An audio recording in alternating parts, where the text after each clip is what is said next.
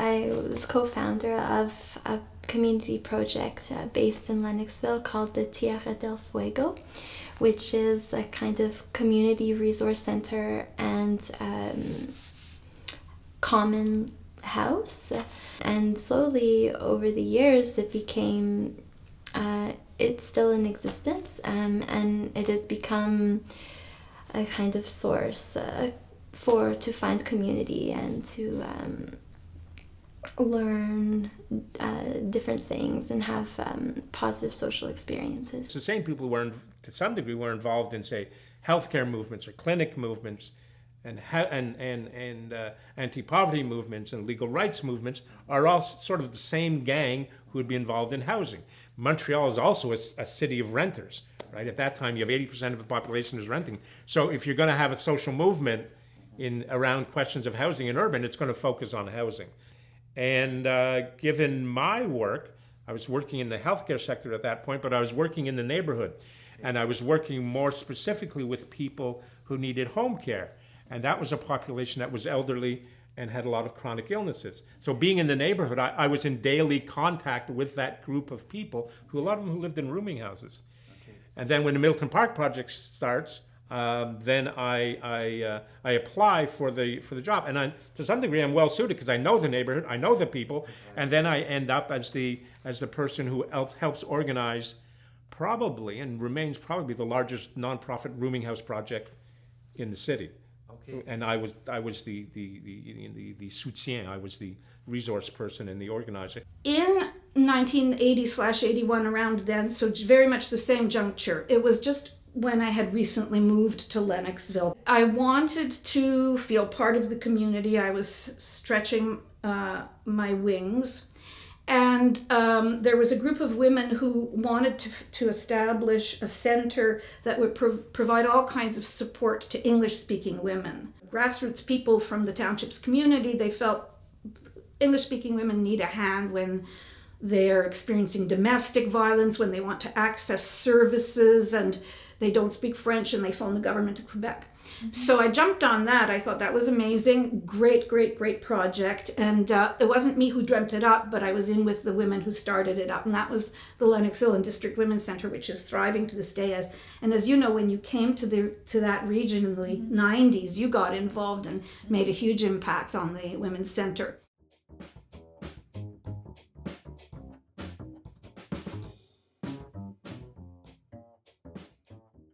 I used to work for the railroad in the fine tradition of Chinese Canadians, but now I'm retired. I was the chairman of the Montreal Redress Committee. I was the vice chair in the National Redress Committee, and I was also the co-chair of the Chinese Canadian Redress Alliance, which was later formed to regroup organizations in Halifax, Montreal, Toronto, Quebec City, Winnipeg, Edmonton, and out in Vancouver.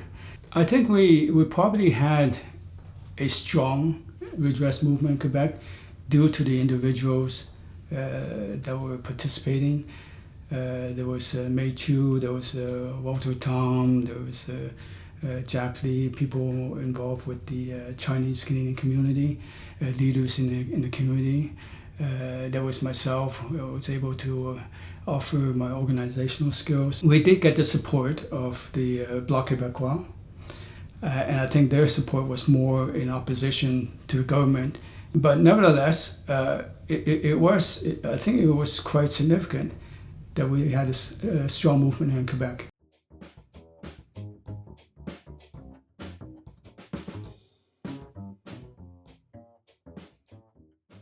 At the time, the community got mobilized to really answer to that. We met with the parents of Anthony Griffin, who hired a lawyer to be able to defend the situation. Unfortunately, Alan Gossett was freed and not accused of murder, and they said that could be an accident or whatever, and that wasn't taken by us. So there were a lot of manifestations going on that were organized to be able to protest, a lot of protests to be able to do that. To some extent, I think the people who are more less emotional or looking more towards having a solution to something, the Belmar Commission came in to really study the situation and study the relationship between young black youth and the police. So in '88, we're gonna get the Belmar report, which will give you an idea of what the situation was.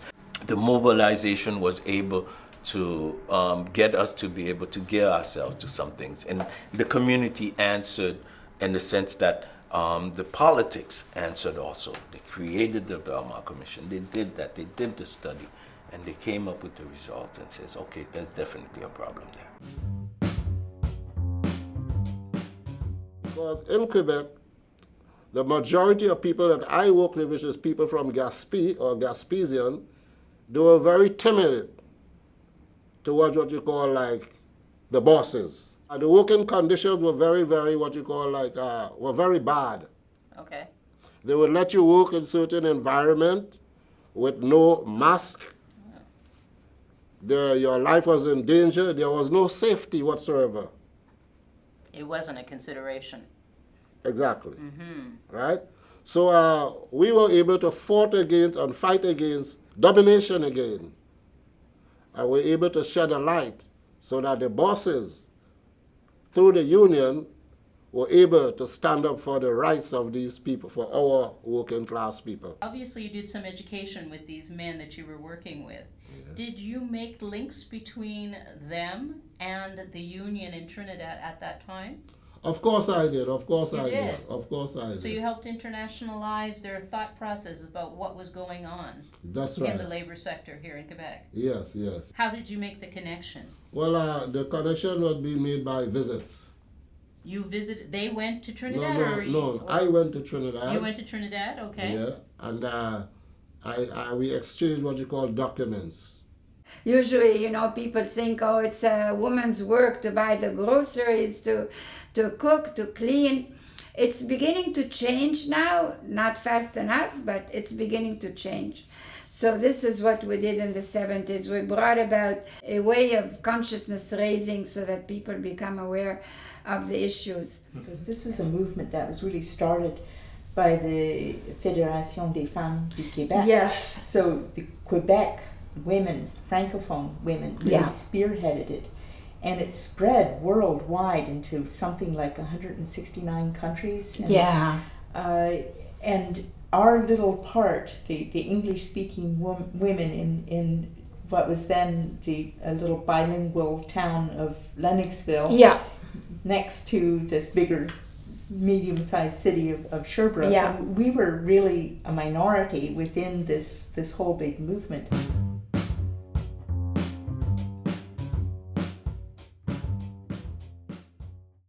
At the end of my years at McGill, it was 1995, and it was the summer that they were doing the Marche des Femmes, the Women's March, the Bread and Roses Women's March from Montreal to Quebec City. I couldn't go the whole way to Quebec City because I had to come back and go to work, but it was a total immersion for me in this Quebec women's movement. Super Québécoise, very militant, and just like a whole other world that I didn't know anything about.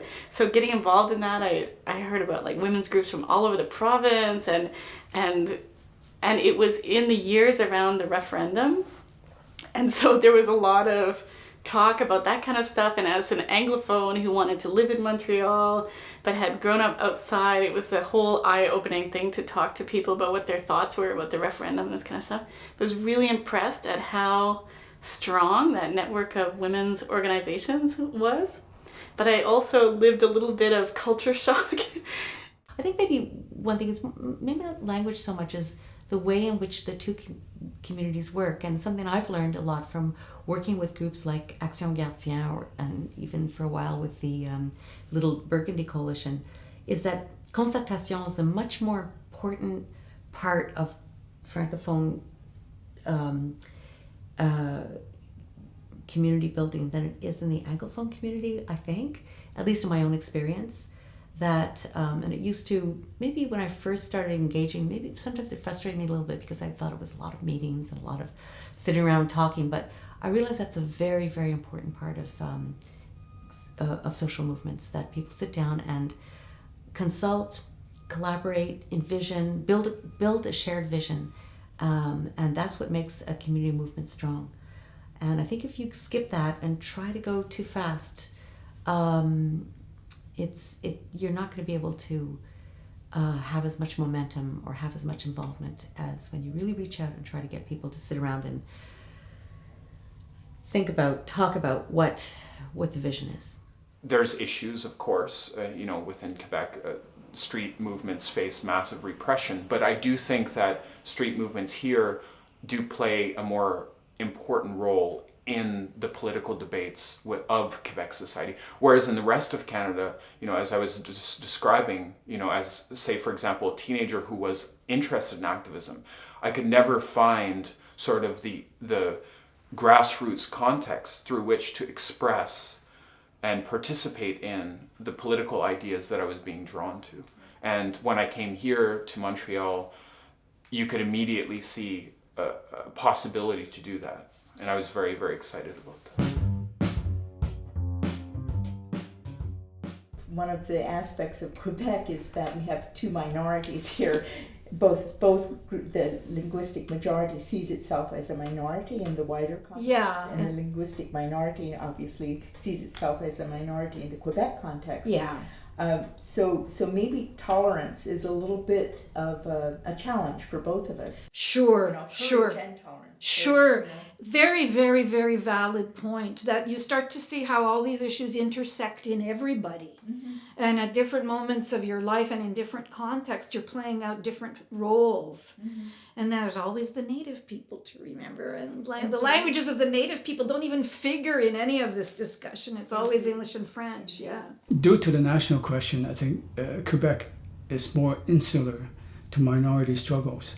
Predominant preoccupation was culture, identity, and language. But for minorities, we can't wait for the majority culture to resolve its issues, and we have to push on, for our own issues, for our own struggles. I live to see that when René Lévesque came into power, that what he did, he ejected the French solidarity into the working class people of Montreal and people in general.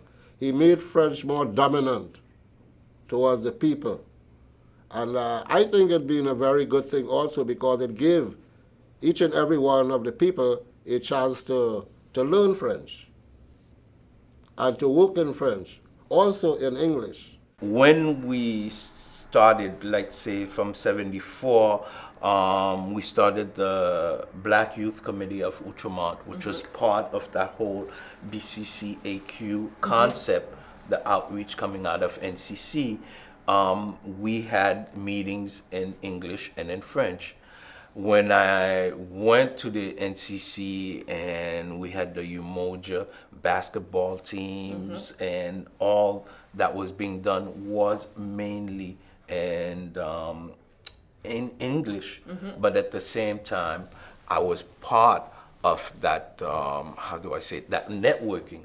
So once you into networking, we created Québec Multiplus, for example, that I was part of, and that was being done in French. I think when you get beyond the sort of one-on-one kind of level and you're trying to participate in provincial level stuff or coalition level stuff, it becomes a little more difficult. If your French is not really strong, sometimes just the pace of the conversation and the slang and stuff like that can be hard to follow, and it can be hard to jump in at the right moment because you're still processing, and there's not always a real sensitivity to that, whether you're Anglophone or if you speak other languages, whatever. It's just at a higher level of activity and they're rolling along, so it can be hard to insert yourself. I do see this very intense disconnect that exists between social movements in the rest of North America and Quebec. Because I'm an Anglophone in Quebec, I have often gone to other parts of Canada and the United States to share what movements are doing here in English, because so much was happening in French. And then within Quebec social movements, there's a lack of understanding of the complexities of English-rooted social movements, linguistically speaking, within Canada or in the United States, right? Like, for example, I think that language is part of the reason why we are not seeing more grassroots response to hands up or I can't breathe demonstrations that are happening just 6 hours south from us in New York. Activist groups in the US are always really interested in Quebec, and there's always this tension in the rest of Canada, right? And I understand where that comes from, but I think that of anybody, progressives should sort of try to get over that. My dream is to see an alliance. I have been very involved in the LSQ community, but still, the LSQ community, not everyone, but some in the community, like my peers, they are very supportive, open-minded, and understanding of ASL and LSQ working together in regards to the issues. But some, politically speaking, for example, they might see me as threatening because of my support for diversity, be it the importance of involving immigrants, involving the ASL community, as well as gay and lesbian rights groups. But for those who are Quebecois pure laine, are very protective of their LSQ language and resist outside influence. But you want power of votes, freedom of expression, deaf rights. We already have our own common struggles of deaf issues within a system that has not been listening to us as citizens, and to continually be focused on issues only relating to LSQ takes away from deaf issues similarly occurring in both communities. If we work together, we are greater in numbers and therefore stronger as a whole. We can come together and vote on the same issues because really our struggles are the same. The only difference is our language, while maybe in terms of oppression there are some differences as well.